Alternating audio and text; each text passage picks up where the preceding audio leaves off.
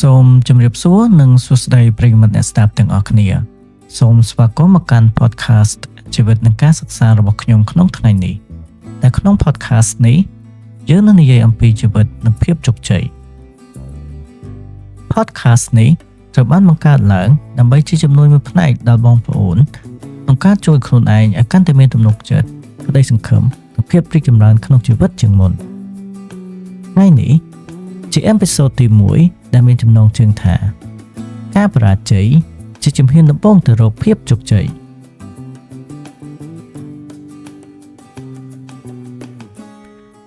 តើការបរាជ័យជាថ្ងៃចុងបញ្ចប់របស់អ្នកមែនទេតើអ្នកធ្លាប់បរាជ័យក្នុងជីវិតដែរឬទេតើអ្នកធ្លាប់មានអារម្មណ៍ថាខ្លួនឯងមិនអាចដើរទៅដល់គោលដៅបានដែរឬទេតើហេតុអ្វីបានជាមនុស្សជោគជ័យជាច្រើននិយាយថាការបរាជ័យគឺជាគ្រូដ៏ល្អបំផុតមែនហើយការបរាជ័យជាពាក្យមួយដែលយើងតែងតែខ្លាចគ្រប់គ្នាយើងខ្លាចការបរាជ័យក្នុងការសិក្សាខ្លាចការបរាជ័យក្នុងការប្រកួតប្រជែងខ្លាចការបរាជ័យក្នុងការបង្ហាញខ្លួនក្នុងទីសាធារណៈជាដើមប៉ុន្តែតើអ្នកដឹងទេថាបុគ្គលជោគជ័យជាច្រើនបានឈានដល់ភាពជោគជ័យចំណុចកំពូលរបស់ពួកគេបានដោយសារអ្វីមកដល់ត្រង់នេះខ្ញុំសូមលើកឡើងពីរឿងរបស់សិស្សម្នាក់ឈ្មោះសុជាតិតែប្អូនជាអ្នករស់នៅក្នុងខេត្តបាត់ដំបងកាលពីថ្នាក់ទី9គាត់បានធ្លាក់ការប្រឡងបាក់ឌុបគាត់មានអារម្មណ៍ថាខ្លួនបរាជ័យហើយគិតថាខ្លួនមិនអាចបន្តការសិក្សាបានទៀតនោះទេគាត់មានការតូចចិត្តចំពោះខ្លួនឯងជាខ្លាំងគាត់មានការខ្មាស់អៀនចំពោះមិត្តភ័ក្តិនិងមនុស្សគ្រប់គ្នាហើយជាចុងក្រោយគាត់បានសម្រេចចិត្តបោះបង់ការសិក្សានោះចោលប៉ុន្តែមានគ្រូម្នាក់បានណែនាំនិងបាននិយាយជាមួយគាត់ថាការបរាជ័យមិនមែនជាផ្លូវចុងក្រោយរបស់អ្នកនោះទេតែវាជាឱកាសសម្រាប់រៀនពីខ្លួនឯងវាជាការឆ្លុះបញ្ចាំងពីភាពវិជ្ជមាននិងភាពអវិជ្ជមានដែលខ្លួនយើងមានវាជាវិធីសាស្ត្រមួយសម្រាប់កែលម្អខ្លួនឯងឲ្យបានកាន់តែល្អប្រសើរជាងមុនក្រោយពីបានស្ដាប់ការណែនាំរបស់គ្រូនិងការគិតវែងឆ្ងាយហើយល្អិតល្អន់ជាងមុនសុជាតិបានសម្រេចចិត្តបន្តការសិក្សារបស់ខ្លួនឡើងវិញគាត់បានរៀនពីកំហុសរបស់ខ្លួនបង្កើនការរៀនដោយខ្លួនឯងនិងស្នើសុំជំនួយពីគ្រូនិងមិត្តភ័ក្តិក្នុងករណីដែលចាំបាច់គាត់បន្តប្រឹងប្រែងរៀនសូត្រឡើងវិញពីមួយថ្ងៃទៅមួយថ្ងៃហើយជាលទ្ធផលនៅឆ្នាំបន្ទាប់គាត់បានប្រឡងជាប់និងទទួលបាននិទេសល្អថែមទាំងបានចូលរៀននៅសាកលវិទ្យាល័យល្អមួយផងដែរឥឡូវនេះគាត់កំពុងបង្រៀនកុមារក្រីក្រនិងជួយសហគមន៍របស់គាត់ក្នុងវិស័យអប់រំផ្ទាល់តែម្ដងនៅទីនេះតើអ្នកបានរៀនអ្វីខ្លះពីរឿងមួយនេះជាឧទាហរណ៍មួយដែលបង្ហាញថាការបរាជ័យមិនមែនជាការកំណត់អនាគតរបស់អ្នកត្រឹមនេះនោះទេតែវាជាផ្នែកមួយនៃដំណើរការនៃការរីកចម្រើន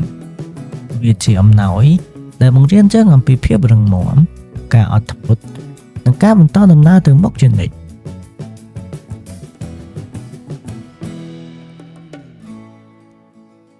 ជាឧទាហរណ៍បន្ទាប់មួយទៀតនោះគឺខ្ញុំនឹងនិយាយអំពីប្រវត្តិរបស់លោក Michael Jordan ដែលលោកជាអ្នកលេងបាល់បោះដ៏ល្បីល្បាញម្នាក់នៅសហរដ្ឋអាមេរិកនៅក្នុងសាលាលោក Jordan មិនត្រូវបានជ្រើសរើសជាសមាជិកក្រុមបាល់បោះប្រចាំសាលានោះទេនៅទីនេះគឺគាត់បានបរាជ័យបាត់ទៅហើយប៉ុន្តែគាត់មិនបានបោះបង់នោះទេគាត់បានហ្វឹកហាត់ខ្លាំងជាងមុនក្រោយមកគាត់បានក្លាយជាអ្នកលេងបាល់បោះល្អបំផុតក្នុងប្រវត្តិសាស្ត្រ NBA របស់សហរដ្ឋអាមេរិក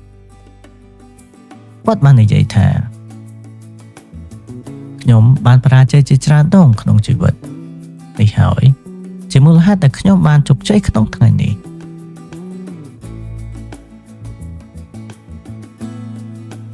តាមរយៈឧទាហរណ៍ទាំងពីរខាងលើនេះតើអ្នកបានរៀនអ្វីខ្លះពីរឿងទាំងនេះមានកត្តាមួយចំនួនដែលបងប្អូនប្រិយមិត្តអ្នកស្ដាប់អាចរៀនសូត្របាននោះគឺ ទី1ការបរាជ័យមិនបានកំណត់អនាគតរបស់អ្នកនោះទេទី2ការបរាជ័យ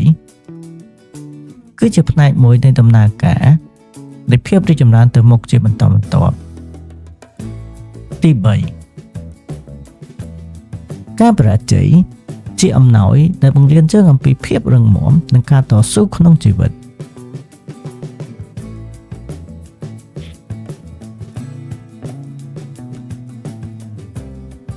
បងប្អូនប្រិយមិត្តនិងអ្នកស្ដាប់ជាទីគោរពខ្ញុំសូមឲ្យបងប្អូនចងចាំពាក្យមួយឃ្លានេះថាបរាជ័យមិនមែនជាផ្លូវចុងក្រោយក្នុងជីវិតរបស់អ្នកនោះទេប៉ុន្តែវាជាចំណុចចាប់ផ្ដើមថ្មីមួយដ៏ល្អបំផុតដែលនឹងបង្រៀនអ្នកឲ្យកាន់តែរឹងមាំនិងបន្តការអភិវឌ្ឍទៅមុខឥតឈប់ឈរដើម្បីឈានទៅរកភាពជោគជ័យ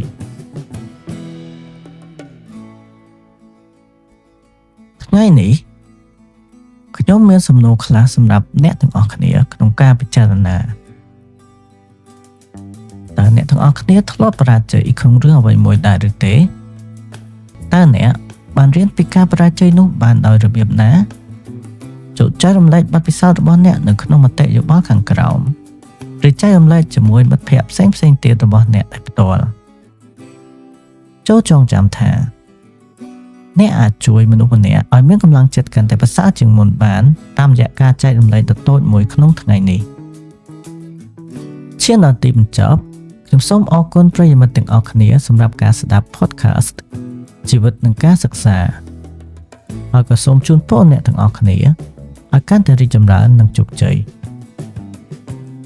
ជាចុងក្រោយសូមប្រិយមិត្តទាំងអស់គ្នាចងចាំផងដែរថាជោគជ័យមិនមែនជាអ្វីដែលបានមកភ្លាមនោះទេជោគជ័យគឺជាដំណើរដែលឆ្លងកាត់មេរៀនបទពិសោធន៍និងការបរាជ័យជាច្រើនដងក្នុងជីវិតជួបគ្នាថ្ងៃក្រោយក្នុងអេពីសូតទី2ក្រោមប្រធានបទថ្មីមួយទៀតសូមឲ្យអ្នកទាំងអស់គ្នាមានកម្លាំងចិត្តនិងជំនឿលើខ្លួនឯងជានិច្ចសូមអរគុណ